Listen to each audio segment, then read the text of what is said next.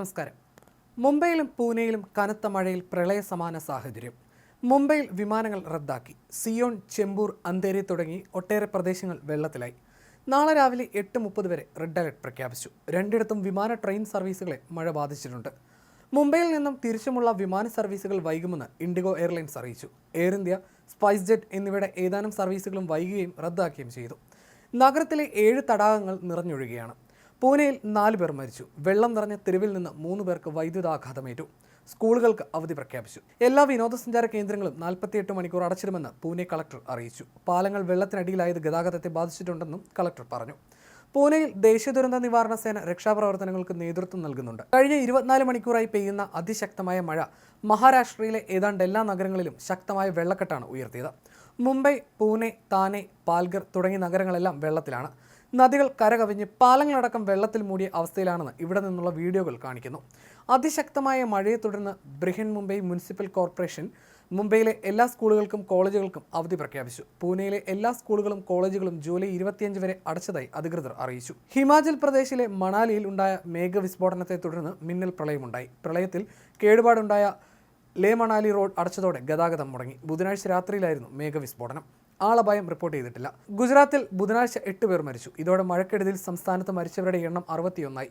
സൂറത്തിൽ 1000-ഓളം പേരെ മാറ്റിപ്പാർപ്പിച്ചതായി municipal corporation അറിയിച്ചു.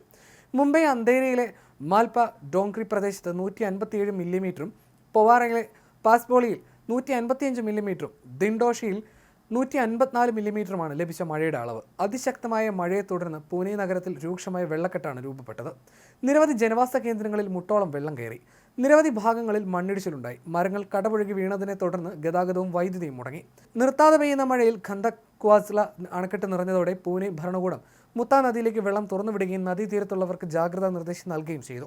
ഏകതാ നഗർ, സിൻഹഗഡ് റോഡ്, പുലശിവാടി തുടങ്ങിയ താഴ്ന്ന പ്രദേശങ്ങളിൽ കാര്യമായ വെള്ളക്കെട്ടുണ്ടായതായിട്ടാണ് റിപ്പോർട്ട് ചെയ്തിരിക്കുന്നത്. സിംഹഗഡ് റോഡിലെ ഒരു പാർപ്പിട സമുച്ചയത്തിൽ ജലനിരപ്പ് നെഞ്ചുയരത്തിൽ ഉയർന്നതിനാൽ ഇവിടെ താമസിച്ചിരുന്നവരെ ബോട്ടിലെത്തിയാണ് രക്ഷാപ്രവർത്തകർ ഒഴിപ്പിച്ചത്. സമൂഹ മാധ്യമങ്ങളിൽ പങ്കുവയ്ക്കപ്പെട്ട വീഡിയോകളിൽ ജലനിരപ്പ് പൂനെയിലെ ഭിണ്ടേ പാലം മൂടുന്നത് കാണിച്ചു. NDRF അടക്കമുള്ള രക്ഷാപ്രവർത്തകരുടെ സഹായത്തോടെ 400ഓളം പേരെ പ്രദേശത്തു നിന്ന് ഒഴിപ്പിച്ചു. അതിശക്തമായ മഴയെ തുടർന്ന് മുംബൈ വഴിയുള്ള വിമാന സർവീസുകളും റദ്ദാക്കി. നിരവധി ലോക്കൽ ട്രെയിനുകൾ റദ്ദാക്കിയോ വൈകി ഓടുകയോ ആണെന്നാണ് റിപ്പോർട്ടുകൾ. ഖത്രാജിലെ നാനാ സാഹിബ് പേഷ്വ തടാകം നിറഞ്ഞൊഴുകുന്നതും വീഡിയോയിൽ കാണാം. 4 മണിക്കൂറിനുള്ളിൽ 370 മില്ലിമീറ്റർ മഴ രേഖപ്പെടുത്തിയ ലോണോവാല വെള്ളപ്പൊക്കത്തിന് സമാനമായ സാഹചര്യമാണ് നേരിടുന്നത്. ലോണോവാലയിലേക്കോ സമീപത്തെ മറ്റ് വിനോദസഞ്ചാര കേന്ദ്രങ്ങളിലോ യാത്ര ചെയ്യുന്നതിനെതിരെ അധികൃതർ ടൂറിസ്റ്റുകൾക്ക് മുന്നറിയിപ്പ് നൽകിയിട്ടുണ്ട്. മഴയെ തുടർന്ന് പൂനെ കൊലാഡ് ഹൈവേ അടച്ചു. നീര നദിക്ക് കുറുകെ സ്ഥിതി ചെയ്യുന്ന വീർ അണക്കെട്ട് 85% നിറഞ്ഞിരിക്കുകയാണ്. നദീതീരത്ത് താമസിക്കുന്നവർക്ക് മുന്നറിയിപ്പ് നൽകി കഴിഞ്ഞു. വെള്ളിയാഴ്ച വരെ പൂനെയിലെ ഒറ്റപ്പെട്ട സ്ഥലങ്ങളിൽ അതിശക്തമായ മഴയും സമതലങ്ങളിൽ മിതമായ മഴയും ലഭിക്കുമെന്ന് കേന്ദ്ര കാലാവസ്ഥാ കേന്ദ്രത്തിന്റെ മുന്നറിയിപ്പിൽ പറയുന്നു.